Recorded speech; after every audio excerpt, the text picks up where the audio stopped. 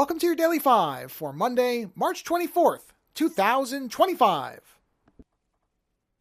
A really kind of curious thing happened this week because I finished reading the 1969 Philip K. Dick novel Ubik, U-B-I-K, if you've never seen it before. And it's a book that when I started reading it, I thought, I was just looking for a palate cleanser from the book I had read before, which was, what was the book I read before? Boy, my memory is terrible. Boy, this is all being very PKD because I can't remember. In any event, I had finished a book of some kind and then decided to read Ubik next because as I went into the book, I thought, well, I do sometimes like to kind of, again, palate cleanse by reading something I've read before. Ubik is not a particularly long book, so I figured, okay, I'll get through this pretty quick and then I'll be ready for whatever I want to read next.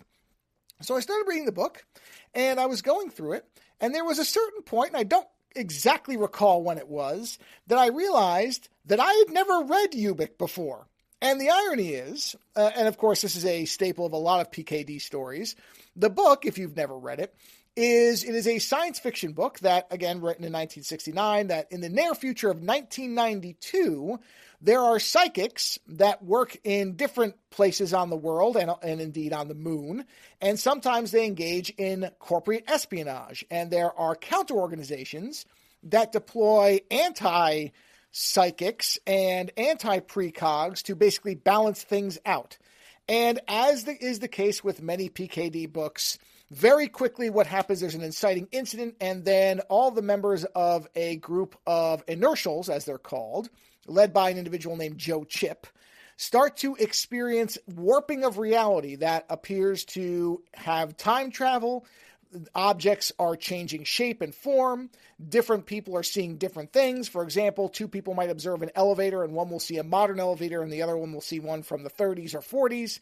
And the book from there becomes a spiral of just different warped realities and different experiences and trying to get to the bottom of what is causing all of this reality warping.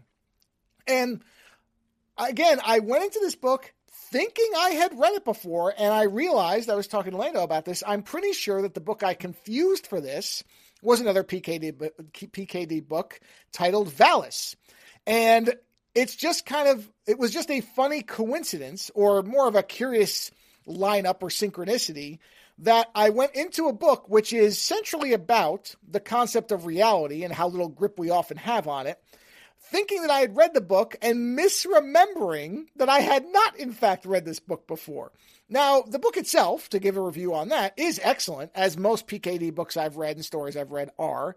It is, I found, to be one of the least disturbing of some of his stuff, because as Lando will tell you, he doesn't read PKD very often because it will bother him. I don't generally have that experience, but this is one where when I got to the end, I didn't feel all that unsettled.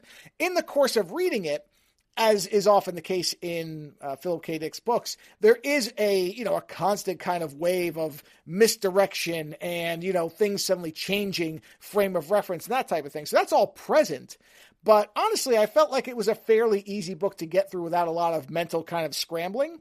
And then I have to say, of the books that I recall, I think, reading from PKD, this is probably the book that I felt like had the biggest rug pull at the end. It's very common where his books have you kind of set up for thinking one thing is happening and then suddenly something else is the case.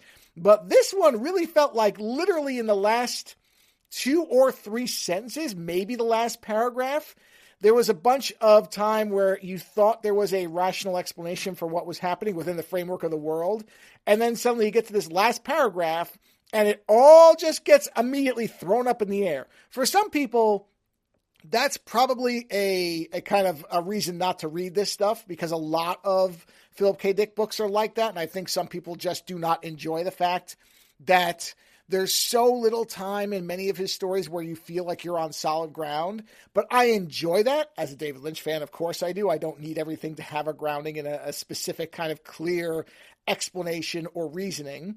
But this one would probably be the one that a lot of people will get annoyed if they thought, oh, wow, finally, a Philip K. Dick book where I'm going to get an explanation that makes sense at the ending, and then suddenly the floor drops out from under you. So, again, the book is called Ubik, U-B-I-K. It's great, as much of PKD material is for me. I feel like it's one of the lesser disturbing ones of his.